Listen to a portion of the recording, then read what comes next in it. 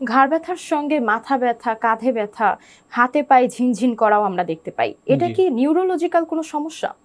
হ্যাঁ, অবশ্যই এটা নিউরোলজিক্যাল সমস্যা। সেটা হলো যে ঘাড় থেকে যে নার্ভগুলো আমাদের মাথার দিকে যাচ্ছে বা পিঠের দিকে আসছে, হাতের দিকে আসছে, সেই স্পাইনাল নার্ভগুলোতে যদি চাপ লেগে যায়, সেক্ষেত্রে এই পেইনগুলো রেডিয়েট করে বিভিন্ন জায়গায় আমরা তখন ব্যথা অনুভব করি।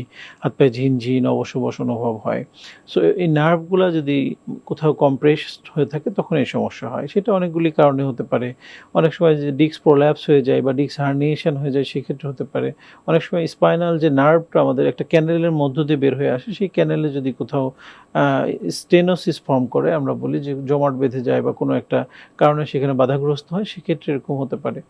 আবার কিছু পেরিফেরাল নার্ভের রোগ আছে যেমন ডায়াবেটিক নিউরোপ্যাথি বলি আমরা, সেক্ষেত্রে এরকম হতে পারে। অনেক সময় হাতে আমাদের কিছু নার্ভ রিস্টের এখান থেকে আঙ্গুলের দিকে যায়, সেখানেও যদি কোনো চেপে যায়, অনেক সময় আমরা বলি কার্পাল টানেল সিনড্রোম, সেই কারণেও হাত পা ঝিঁঝি হতে পারে।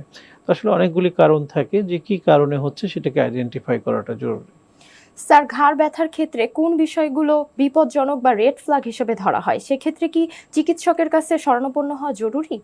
হ্যাঁ, নিশ্চয়ই। আমরা এখানে রেড ফ্ল্যাগের কথা বলি কয়েকটা জিনিস। স্পেশালি খুব সিভিয়ার পেইন, এবং পেইনটা অনেক সময় রেডিয়েট করে হাতের দিকে চলে আসে এবং পেইনটা এত তীব্র থাকে মনে হয় যে শুটিং পেইন, আমরা বলি যে এটা শুট করলে যেরকম পেইন হয় এরকম খুব সিভিয়ার পেইন। সেক্ষেত্রে অনেক সময় দ্রুত না গেলে অনেক সময় ঘাড়ের উপরের অংশে যদি সেটা হয়, সেক্ষেত্রে অনেক সময় ব্রেথলেসনেস বা শ্বাসকষ্ট তৈরি হয়।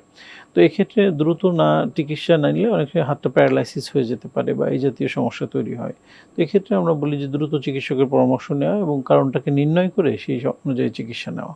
ঘাড় ঘাড় আবার আবার যে ঘাড় ব্যথার ক্ষেত্রে এক্স-রে, সিটি স্ক্যান, এমআরআই এর প্রয়োজন কখন পড়ে? সব রোগের ক্ষেত্রেই কি এগুলোর প্রয়োজন পড়তে পারে?